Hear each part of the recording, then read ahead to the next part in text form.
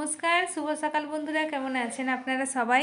আশা করি ভালো আছেন। আমি সুপর্ণা, আমার এই ঘরে বাইরে চ্যানেলে আরও একটা নতুন ব্লগে আপনাদের সবাইকে স্বাগত জানাই। আজকে 26শে জানুয়ারি, সবাইকে জানাই হ্যাপি রিপাবলিক ডে। আমাদের সামনেই যে ক্লাবটা আছে দেখতে পাচ্ছেন, ওখানে তো ফ্ল্যাগ হোস্টিং হয়ে গেল। তো ভাবলাম এই সুন্দর মুহূর্তটা দিয়ে আজকের ব্লগটাকে শুরু করি। পাঞ্জাব সিন্ধু গুজরাট মারাঠা দ্রাবিড় উৎকল বঙ্গ বিন্ধ্য হিমাচল যমুনা গঙ্গা। রাষ্ট্রীয় সঙ্গীতে একটুখানি গলা মিলিয়ে চলে আসলাম রান্নাঘরে। রান্নাটা তো অনেকক্ষণ আগেই বসিয়ে দিয়েছিলাম, রান্না প্রায় আমার শেষের দিকে। এটা হচ্ছে মেথি শাক ভাজা। আর চলুন দেখাই কী কী রান্না হয়েছে। হয়েছে মুগের ডাল, আলু পোস্ত আর ভাত। একটু তাড়াতাড়ি আজকে রান্নাটা করেছি, কারণ মেয়েকে খেতে দেব, মেয়ে যাবে পড়তে। তো মেয়েকে এপাশে দিয়ে দিয়েছি খেতে, ও তো খাচ্ছে। ঘড়িতে এখন হয়ে গেছে 10টা 15, রেডি সেডি হয়ে আবার পড়তে যাবে। খেয়ে দিয়ে মেয়ে তো রেডি হয়ে গেছে, এদিকে কর্তামশাই রেডি হয়ে গেছে, কারণ ও যাবে অফিসে। আজকে রবিবার, তা সত্ত্বেও ছুটি নেই। মেয়েকে টিউশনে দিয়ে ওই দিক দিয়ে চলে যাবে। মেয়ে আসবে 3:30, আর কর্তামশাই কখন আসবে কোনো ঠিক নেই। সেই কারণে আজকে রান্নাটা একটু তাড়াতাড়ি করেছি।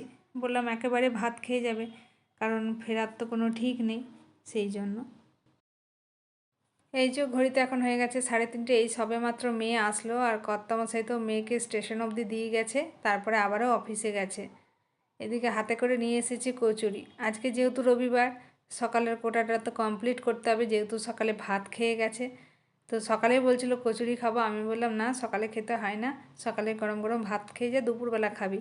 সে হাতে করে নিয়ে এসেছি কচুরি। মনে হচ্ছে যেন মটরশুঁটি কচুরি, কারণ সবুজ সবুজ ভাব একটু। আর কি এনেছে দেখি।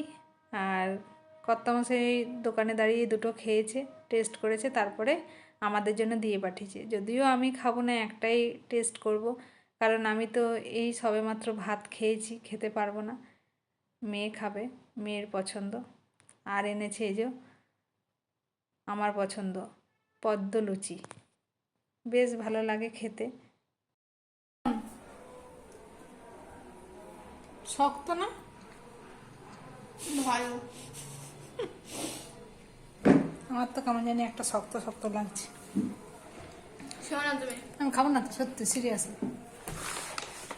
এটা খেয়ে নি আমারটা। না, এটা খাবো। এইটা না খেলে এটা হবে না। গুড ইভিনিং বলবো নাকি গুড নাইট বলবো জানি না, যাই হোক কিছু একটা বলছি, কারণ ঘড়িতে এখন হয়ে গেছে 8:30। সেই যে দুপুরবেলা মেয়ে কচুরি খেয়েছে, তারপরে তো বিকেলবেলা আর কিছুই খেতে চাইলো না। আর আমারও তাই হয়েছিল, সন্ধেবেলা টিফিন করিনি।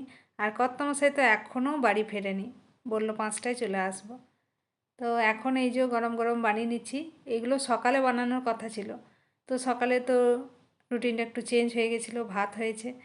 তো সেই কারণে এগুলোই ডিনারে বানিয়ে নিচ্ছি, গরম গরম উত্তাপম। আজকে ডিনারে এগুলোই আছে। তা আমাদেরগুলো ভাবলাম বানিয়ে নিই, কারণ মেয়ে সন্ধ্যাবেলা যেহেতু টিফিন খায়নি, ও খেয়ে নেবে। আর কর্তামশাইগুলো পরে গরম গরম বানাবো। আমি আর মেয়ে খেয়ে নিই খাবারটা।